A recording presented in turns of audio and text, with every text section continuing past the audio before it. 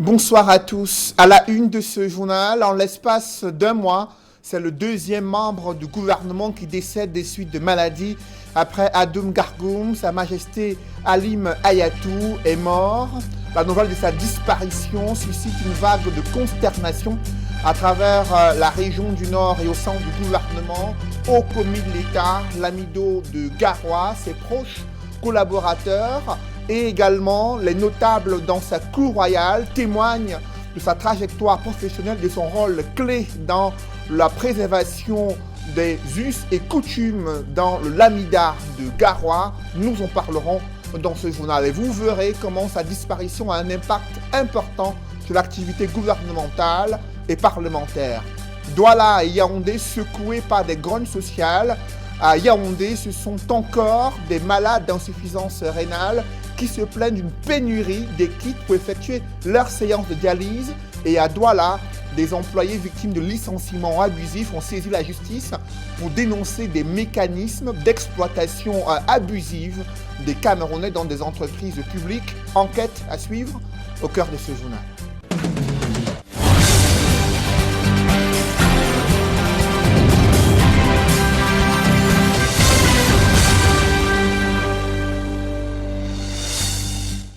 Merci de suivre cette édition complète de l'information sur Equinox Télévision. Encore une grogne des malades d'insuffisance rénale à Yaoundé. Ils ont bloqué la circulation routière pour dénoncer un sempiternel problème, à savoir la rupture des kits de dialyse au centre hospitalier universitaire. Pour certains malades, cela fait déjà 3 semaines qu'ils n'ont pas eu accès, ils n'ont eu droit à aucune séance d'hémodialyse, ce qui les expose à la mort. Malgré ce danger, le directeur du CHU leur demande de prendre leur mal à patience, une demande rejetée par l'ensemble des manifestants. Le récit des faits avec Marcelin Gansop. Voici plusieurs semaines qu'ils n'ont pas dialysé, suffisant pour que ces malades, bien qu'affaiblis, sortent le muscle pour crier leur ras-le-bol. Ça fait 4 ans que je dialyse. Voici 2 semaines, elle n'est pas encore dialysée. 2 semaines. Mon ventre commence à baller, je ne les pisse même pas. Je ne les pisse pas. Donc nous on veut les kits, nous on veut dialyser, c'est tout ce que nous voulons. On veut dialyser. On veut vivre. La semaine passée, c'est fini d'abord. Ils sont allés soit à Bédoua ou là chercher quelques kits, ils sont venus, on a fait 2 jours de dialyse. On n'a pas pu dialyser tout le monde. Les kits sont finis encore. C'est pour ça que nous on vient créer notre ras-le-bol comme ça. Non, la maman, elle est nouvelle. On a su qu'elle était malade, ça fait à peine 1 mois. Mais depuis lors, elle ne dialyse pas bien. Là, maintenant, elle a 2 semaines, elle ne se sent pas bien vraiment. Elle est fatiguée, elle a les vertiges, elle est même anémiée. Elle ne pisse pas, depuis elle ne pisse plus. Très en colère, les grévistes ont simplement bloqué la route qui passe devant le centre hospitalier universitaire, interrompant de fait la circulation. Même la présence sur les lieux des hommes en tenue n'a entamé en rien leur détermination. Un particulier qui a tenté de forcer le passage en a eu pour son compte.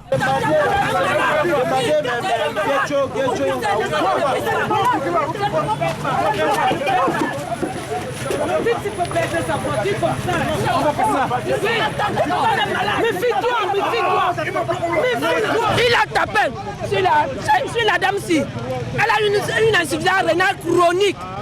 Ça fait 19 jours qu'elle ne dialyse pas. Mais un monsieur vient, il tape sur elle. Ce n'est pas la première fois que les malades sous dialyse expriment leur mécontentement à la suite de la rupture de leur traitement. Ils disent en avoir marre des promesses non tenues et des rendez-vous manqués qui les tuent à petit feu. Nous avons tenu des réunions avec même le ministre de la Santé publique qui a demandé au CHU d'avoir un stock de sécurité de 3 mois. Jusque-là, ça n'a pas été respecté. Le ministère des Finances confirme qu'il met à la disposition du CHU des moyens pour nous entretenir. Mais on crée une situation de diversion, on nous dit que les kits sont finis et on nous vend les mêmes kits au Castilla à 35 000 francs. Nous n'avons pas déjà l'argent pour nous soigner parce que c'est une maladie qu'on ne soigne pas, qui ne se guérit pas. Mais on nous oblige à payer les kits à 35 000. Une énième rencontre avec le directeur du CHU a accouché d'une souris. L'entreprise qui doit nous livrer les kits, il attend qu'on le paye. Et le gouvernement camerounais dit non, qu'il livre d'abord le marché avant d'être payé. Et c'est les mêmes mots depuis 3 ans. Et pire encore, l'État nous a déjà fourni 15 nouvelles machines. Ça fait 6 mois aujourd'hui. Ce monsieur a bloqué ces machines ne servent à rien. Nous vivons toujours avec les vieilles machines, les 5 vieilles machines pour plus de 150 malades. Aujourd'hui, c'est le centre hospitalier universitaire de Yaoundé. Hier, c'était l'hôpital général. Et bien avant, des cris de désespoir sont venus des centres d'hémodialyse de Marois et de Bolova. C'est dire que la sortie de l'auberge n'est pas pour demain.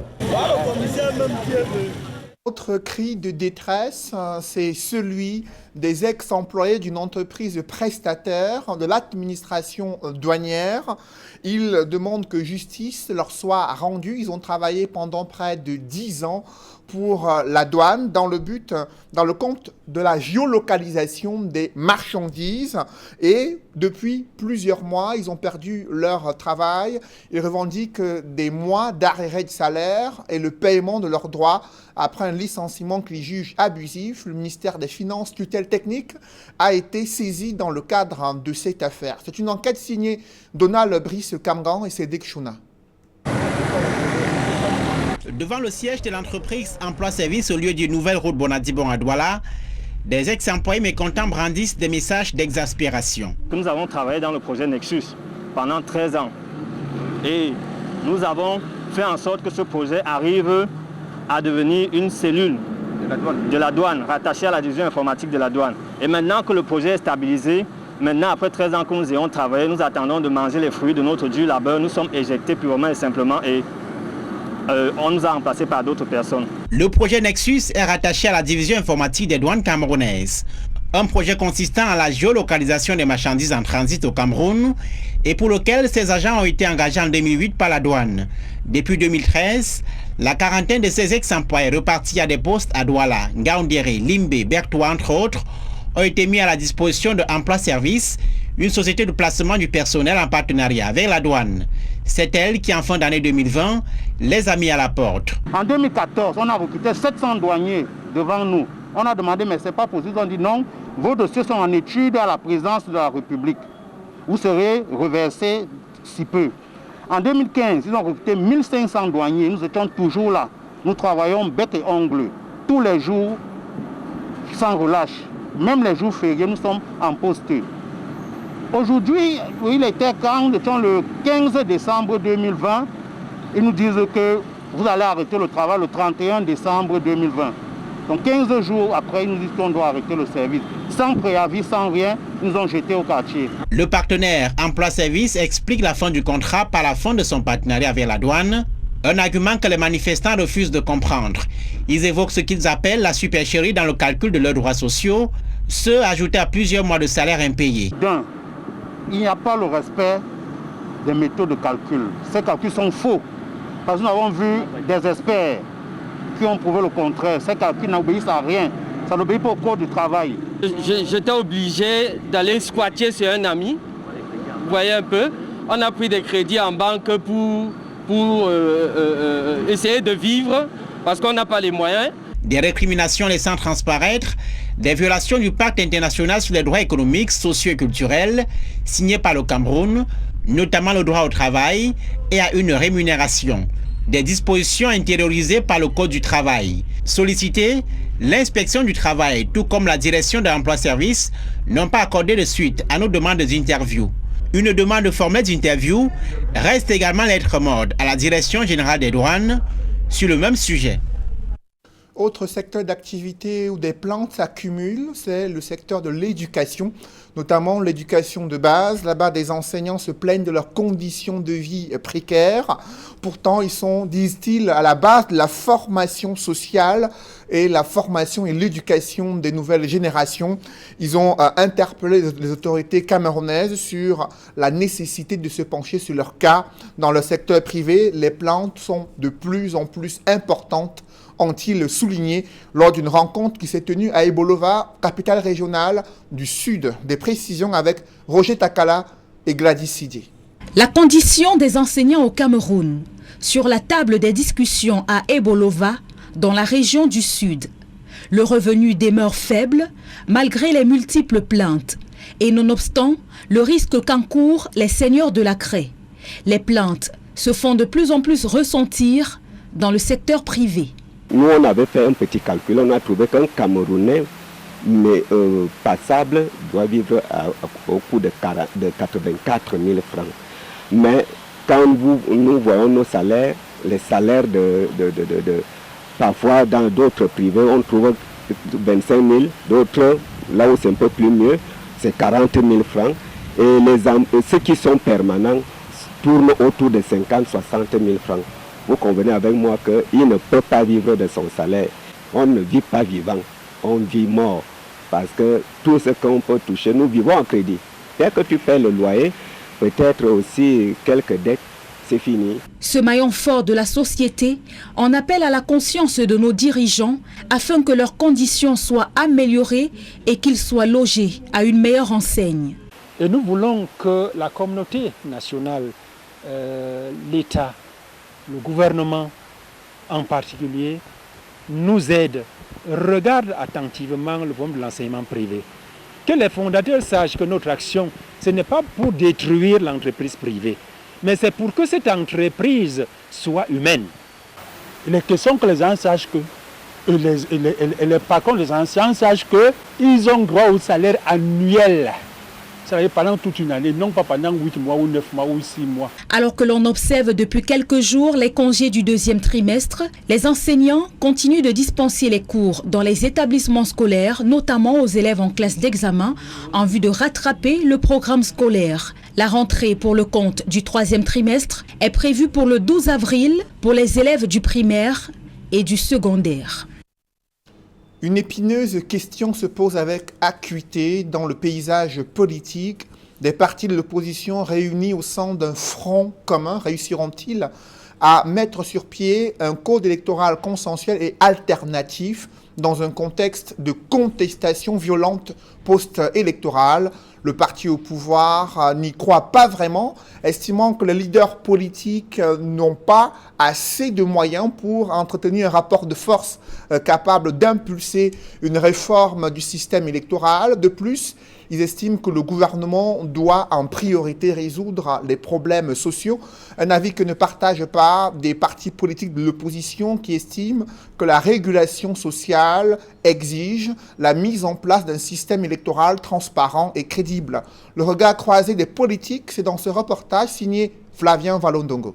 Une coalition de 7 partis politiques de l'opposition, constituée de leaders, exige le toilettage du code électoral actuel, teinté d'irrégularité, pour aboutir à un système électoral plus transparent et crédible. Il n'est pas question d'un code électoral de la majorité. Nous sommes obligés de reconnaître à un moment donné dans ce pays qu'il faut s'arrêter et discuter dans le cadre le plus inclusif possible de notre société et de ses fonctions au service précisément du citoyen.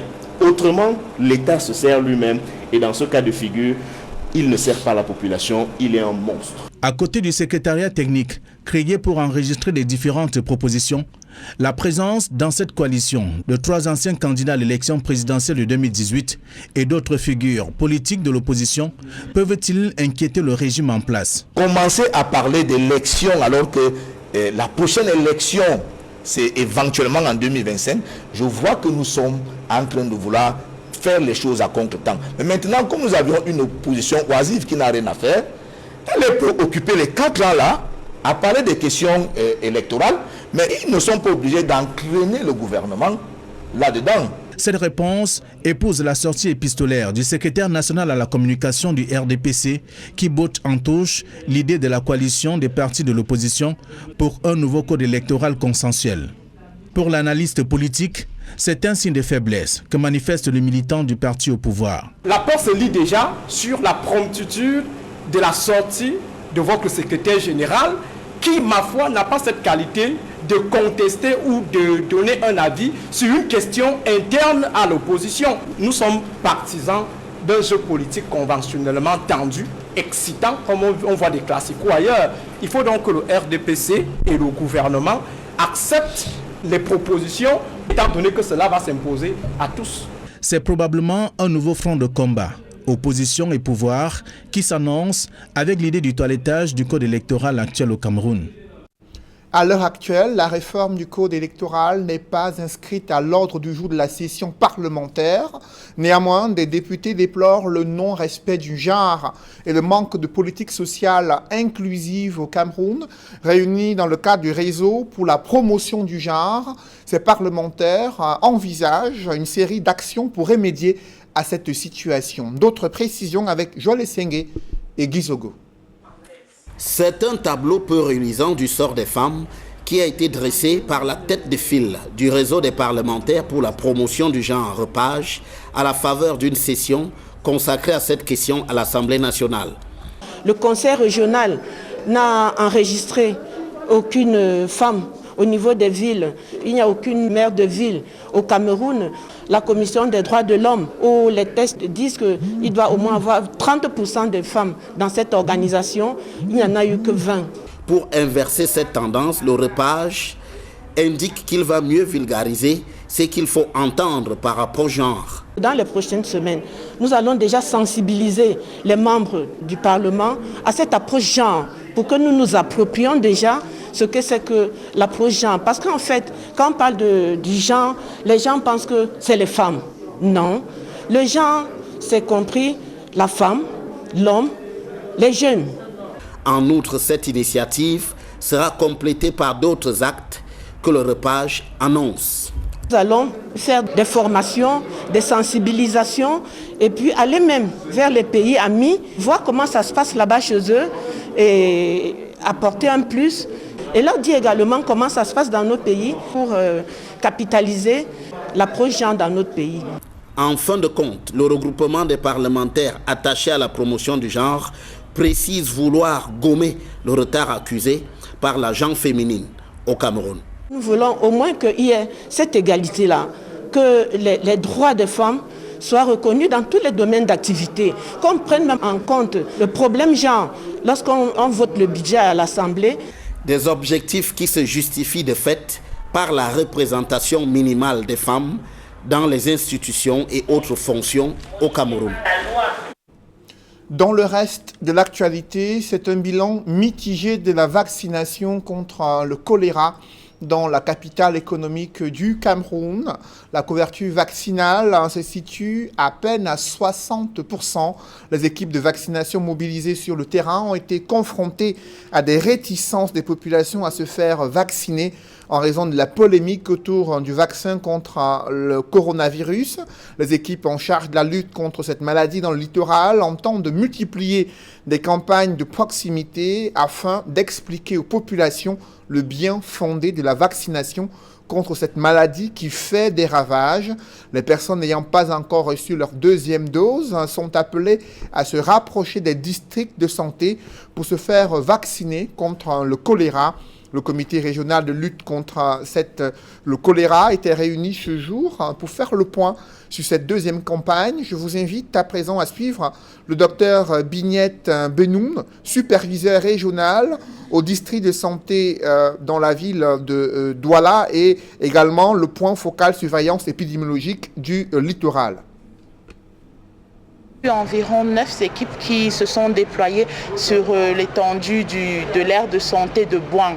Alors nous avons quand même eu beaucoup de refus. Il faut dire qu'il y a eu une désinformation au niveau des réseaux sociaux parce que les gens disaient voilà, vous venez pour nous vacciner contre le corona, on ne veut pas le vaccin du corona.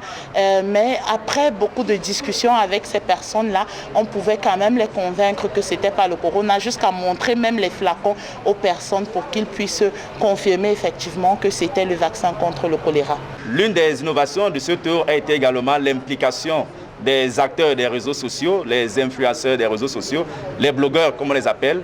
Donc nous allons accentuer la communication pour donner la bonne information et obtenir le consentement éclairé des populations afin que tout le monde soit protégé.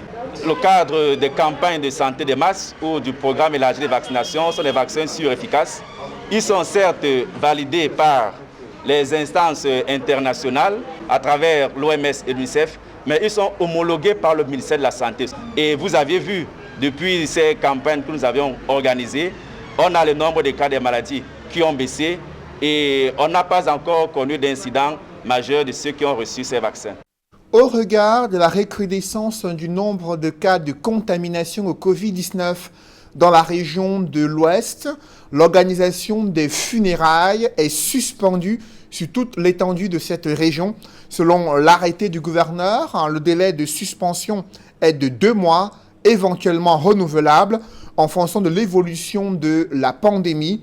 Par ailleurs, l'organisation de toute autre cérémonie populaire est soumise au respect scrupuleux du quota de 50 personnes, ainsi que toutes les autres mesures barrières. Les différentes cérémonies populaires qui pourraient être organisées sont des mariages, obsèques et concerts, selon l'arrêté du gouverneur de la région de l'Ouest, Awafonka Augustine. Et à présent, les images de la levée du corps de Sa Majesté Halim Hayatou, Lamido de Garoua et haut commis de l'État. Il était pendant près de 23 ans secrétaire d'État auprès du ministre de la Santé publique chargé de la lutte contre les épidémies et les pandémies. Levée du corps qui s'est déroulée cet après-midi à Yaoundé en l'espace d'1 mois. C'est le 2e membre du gouvernement qui décède en fonction. Il y a le 8 mars dernier, c'était Adoum Gargoum qui est décédé, une disparition qui suscite la consternation. Et dans la ville de Garoua, chef-lieu de la région du Nord, les populations n'en revenaient pas lors de cette triste nouvelle de la disparition du Lamido de Garoua, haut commis de l'État, dans sa cour royale. Ils n'ont pas oublié sa trajectoire, ses propos, son amour pour son peuple, son implication, son engagement dans la préservation des us et coutumes dans le Lamida de Garoua, mais également son rôle en tant que haut commis de l'État. Le récit de son parcours, les réactions à Garoua, c'est avec Olivier Thiefo et Jean-Paul Chouniat. D'interminables fils de personnalités, amis, proches, connaissances et anonymes. Dans une ambiance très lourde, à la résidence du Lamido, Halim Garga Hayatou, le secrétaire d'État à la santé publique. Notre Lamido est malade, ça fait presque une semaine, et ça s'est aggravé hier. Mais aujourd'hui, on a eu une triste nouvelle qu'il a rendu l'âme. Le domicile de l'illustre disparu ne disant plus point. Depuis l'annonce de son décès, aux premières lueurs de l'aube, du lundi 5 avril 2020. Un événement aussi tragique, aussi subit, nous ne pouvons pour l'instant que nous en remettre au Créateur et espérer que l'âme du défunt repose en paix. Pour un mortel, c'est attendu.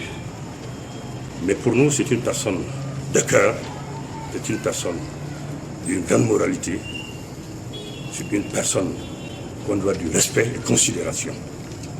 Mais comme la mort, on ne peut pas l'empêcher. Tout ce qu'on peut souhaiter, que son âme soit en paix.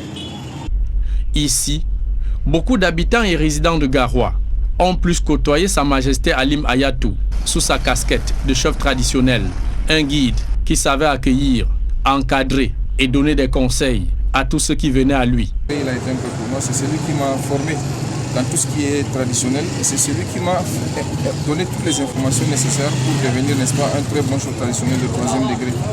Je ne peux que dire merci à Dieu et merci à M. Halim Garga Hayatou tout simplement pour l'homme qu'il a été. La communauté Bamou de Garoua a vécu avec Lamida Hayatou une vie cordiale et sympathique. Il nous prenait comme ses enfants. À chaque événement, nous étions là avec le Lamido Hayatou. À chaque événement, c'est vraiment un coup dur. Un coup très dur, je vous en prie. Je manque vraiment de mots, mais je dirais que c'est un rassembleur. Les autorités administratives de la région du Nord et de Garoua gardent du défunt l'image d'un collaborateur républicain qui savait défendre les intérêts de ses populations et protéger ceux de l'administration.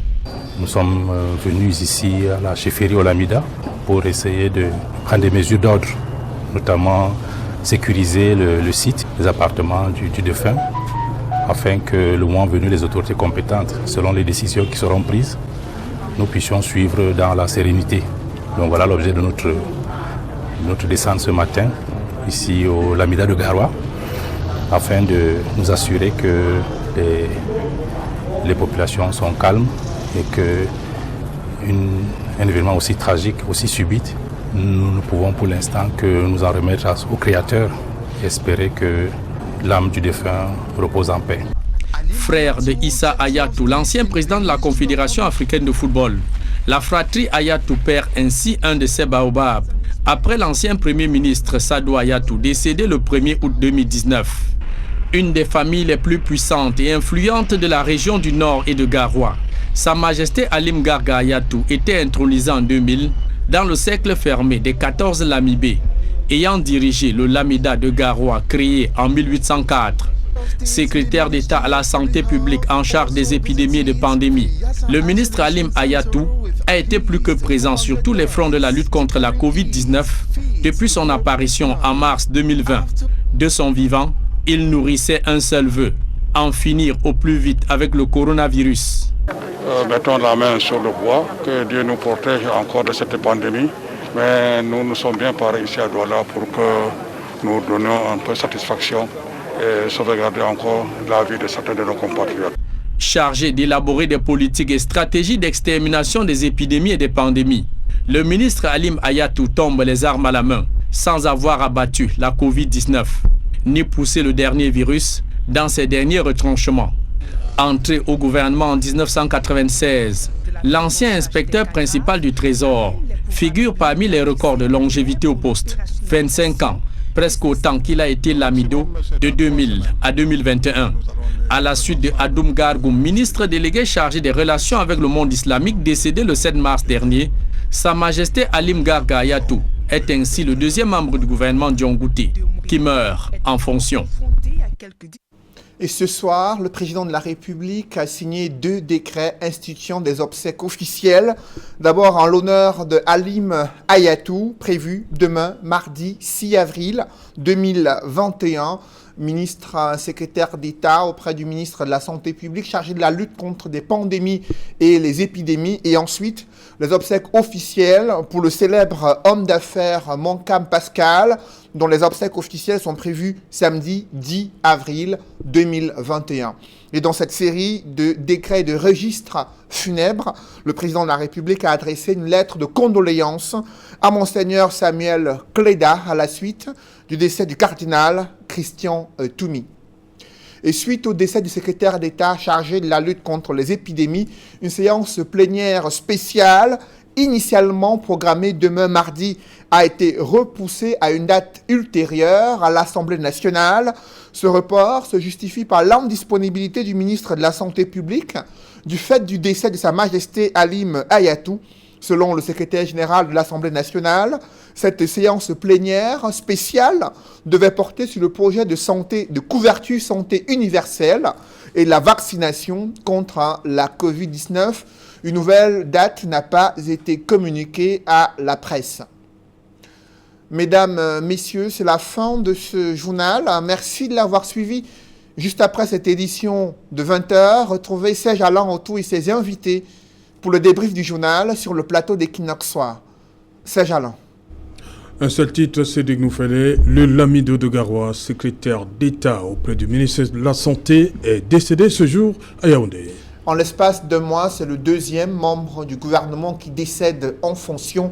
Vous avez suivi les témoignages à la fois de ses proches, ces différents administrés à Garoua qui n'en revenaient pas de cette triste nouvelle. Et là, il fait partie de ceux qui ont un record de longévité au poste, notamment au sein du gouvernement, près de 23 ans, secrétaire d'État auprès du ministre de la Santé publique, chargé de la lutte contre les épidémies. Le chef de l'État a décrété des obsèques officielles en sa mémoire, obsèques officielles également pour Moncam Pascal. Voilà, madame, monsieur, c'est dans l'essentiel d'Equinox Soir, deuxième partie. Bonne soirée à vous, Cédric. Je vous souhaite une bonne soirée, Serge. Rendez-vous demain. 20h. Dans un instant, donc, madame, monsieur, la suite. Equinox.